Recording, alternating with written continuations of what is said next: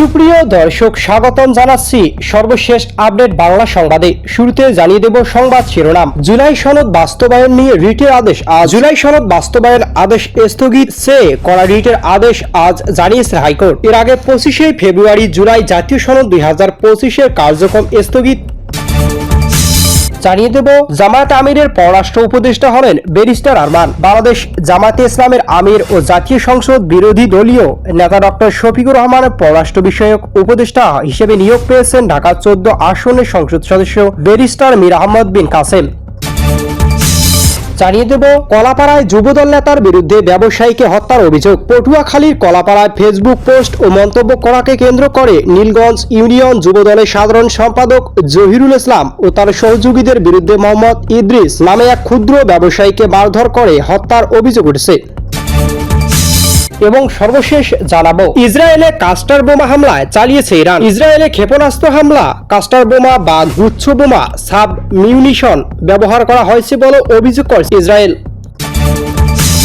এতক্ষণ শুনছিলেন সংবাদ শিরোনাম, এবার জানাবো বিস্তারিত। জুলাই সনদ বাস্তবায়ন নিয়ে রিটের আদেশ আজ। জুলাই সনদ বাস্তবায়ন আদেশ স্থগিত চেয়ে করা রিটের আদেশ আজ জানিয়েছে হাইকোর্ট। এর আগে 25শে ফেব্রুয়ারি জুলাই জাতীয় সনদ 2025-এর কার্যক্রম স্থগিত চেয়ে রিট শুনানির জন্য 1 মার্চ দিন ধার্য করা হয়েছিল। ওই দিন রাষ্ট্রপক্ষের সময় আবেদনের পরিপ্রেক্ষিতে বিচারপতি খিজির আহমেদ চৌধুরী ও বিচারপতি মোহাম্মদ জিয়াউল হকের সমন্বয়ে গঠিত হাইকোর্ট বেঞ্চ এ দিন ধার্য করে। জুলাই জাতীয় সনদ 2025-এর কার্যক্রম স্থগিত চেয়ে 18 ফেব্রুয়ারি সুপ্রিম কোর্টের আইনজীবী ইউনুস আলী আকন্দ রিটটি করেন। আদালতের রাষ্ট্রপক্ষে ছিলেন deputy attorney general Mohammad Delwar Hossain Khan. 2024 সালে জুলাই গণ অভ্যুত্থানের মুখে সেই বছরে 5 আগস্ট ক্ষমতা ও দেশ ছেড়ে ভারতে চলে যান তৎকালীন প্রধানমন্ত্রী শেখ হাসিনা। গণ অভ্যুত্থানের মধ্য দিয়ে ক্ষমতা আসা অন্তর্বর্তী সরকার রাষ্ট্রের বিভিন্ন ক্ষেত্রে সংস্কার আনার উদ্যোগ নেয়। এরই ধারাবাহিকতায় গত বছরে 17 অক্টোবর জুলাই জাতীয় সনদ 2025 স্বাক্ষরিত হয়। রাষ্ট্রের বিভিন্ন ক্ষেত্রে সংস্কার প্রস্তাব বাস্তবায়নে ঐক্যমত্যের একটি রাজনৈতিক দলিল হল জুলাই জাতীয় সনদ। জুলাই জাতীয় সনদ 2025-এর বৈধতা চ্যালেঞ্জ করে রিটটি দায়েরের পর আইনজীবী ইউনুস আলী আকন্দ বলেন, রিটে জুলাই জাতীয় সনদ সংবিধানের জন্য সাংঘর্ষিক ঘোষণা হবে না, এই মর্মে রুল চাওয়া হয়েছে।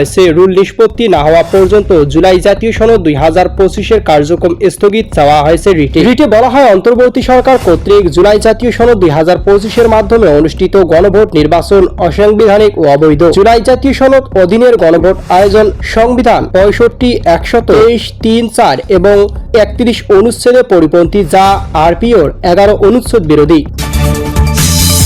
জামায়াত আমিরের পররাষ্ট্র উপদেষ্টা হলেন ব্যারিস্টার আরমান। বাংলাদেশ জামায়াতে ইসলামের আমির ও জাতীয় সংসদ বিরোধী দলীয় নেতা ডক্টর শফিকুর রহমানের পররাষ্ট্র বিষয়ক উপদেষ্টা হিসেবে নিয়োগ পেয়েছেন ঢাকা 14 আসনের সংসদ সদস্য ব্যারিস্টার মীর আহমদ বিন কাসেম। এদিকে দিবাগত রাতে ব্যারিস্টার আরমান মিডিয়া সেলের ভেরিফাইড ফেসবুক পেজে পোস্টে এই মাধ্যমে তিনি এ তথ্য নিশ্চিত করেন। পোস্টে জানানো হয়েছে, নবনিযুক্ত উপদেষ্টা এবং এখন থেকে দলের আন্তর্জাতিক সম্পর্ক ও পররাষ্ট্র সংক্রান্ত বিষয়ে গুরুত্বপূর্ণ দায়িত্ব পালন করবেন। ঢাকা 14 আসনের সংসদ সদস্য হিসেবে নির্বাচিত হওয়ার পর এবার দলীয় আমিরের উপদেষ্টা হিসেবে নতুন এই দায়িত্ব পাওয়ার ব্যারিস্টার আরমান সামাজিক মাধ্যমে দলের বিভিন্ন পর্যায়ে নেতাকর্মী ও শুভাকাঙ্ক্ষী অভিনন্দন ও শুভকামনা দিয়ে প্রশংসিত হচ্ছে। ব্যারিস্টার আরমান দলীয় আমিরের পক্ষ থেকে তাকে এই গুরুত্বপূর্ণ দায়িত্ব নিযুক্ত করার জন্য কৃতজ্ঞতা প্রকাশ করেছেন।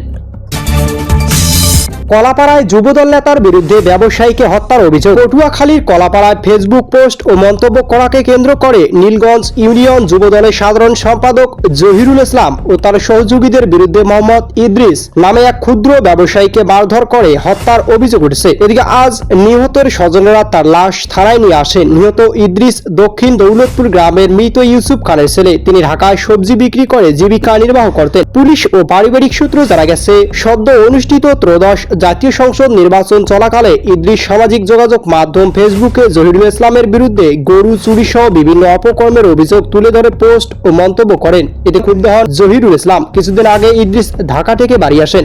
অভিযোগ অনুযায়ী গত 26শে ফেব্রুয়ারি সন্ধ্যায় পাখিমারা বাজারে গেলে সেখান থেকে জহিরুল ইসলাম ও তার সহযোগীরা ইদ্রিসকে ডেকে যুবদলের কার্যালয়ে নিয়ে ব্যাপক মারধর করেন। এতে তার শরীরে বিভিন্ন স্থানে গুরুতর জখম হয়। পরে স্বজনেরা তাকে উদ্ধার করে ঢাকা নিয়ে যান এবং সেখানে ভিক্টোরিয়া হাসপাতালে চিকিৎসা শেষে বাসায় নেওয়া হয়। এদিকে রাত 10টার দিকে হঠাৎ গুরুতর অসুস্থ হয়ে পড়লে হাসপাতালে নেওয়ার পর থেকে তার মৃত্যু হয়। তবে অভিযোগ অস্বীকার করে যুবদল নেতা জহিরুল ইসলাম বলেন, ওই ব্যক্তি আমার কাছে মাপ চাইতে এসেছিল, আমি বা আমার সহযোগীরা তাকে কোনো মারধর করিনি।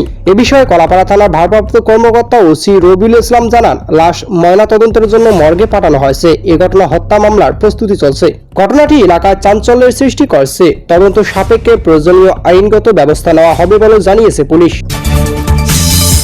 ইসরায়েলে ক্লাস্টার বোমা হামলায় চালিয়েছে ইরান। ইসরায়েলে ক্ষেপণাস্ত্র হামলা, ক্লাস্টার বোমা বা গুচ্ছ বোমা, সাব মিউনিশন ব্যবহার করা হয়েছে বলে অভিযোগ করেছে ইসরায়েল। ইসরায়েলি প্রতিরক্ষা বাহিনী IDF বলেছে, ইসরায়েলের মধ্যাঞ্চলীয় এক এলাকা ওই বোমা ব্যবহার করা হয়েছে। এতে ওই এলাকা 1 ডজনেরও বেশি মানুষ আহত হয়েছেন। সাংবাদিকদের সঙ্গে আলাপকালে তেল আবিবের সঙ্গে কমান্ডার হাইম সারগারাফ বলেছেন, দেশের মধ্যাঞ্চলে একাধিক স্থানে ক্লাস্টার বোমা হামলার খবর পাওয়া গেছে। হামলা অনেকে আহত এবং কিছু ক্ষয়ক্ষতির ঘটনা ঘটেছে। এর আগে ইসরায়েলি প্রতিরক্ষা বাহিনী IDF বলেছিল, ইসরায়েলে ক্লাস্টার বোমা সমৃদ্ধ ব্যালিস্টিক ক্ষেপণাস্ত্র ছুড়েছে ইরান।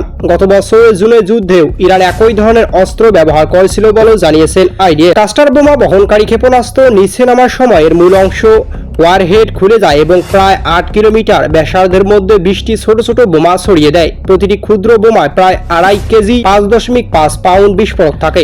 IDF বলেছে, ক্লাস্টার বোমা হামলার ক্ষেত্রে বেসামরিক নাগরিক জন্য হোম ফ্রন্ট কমান্ডের নির্দেশনা আপাতত কোনো পরিবর্তন আনা হয়নি।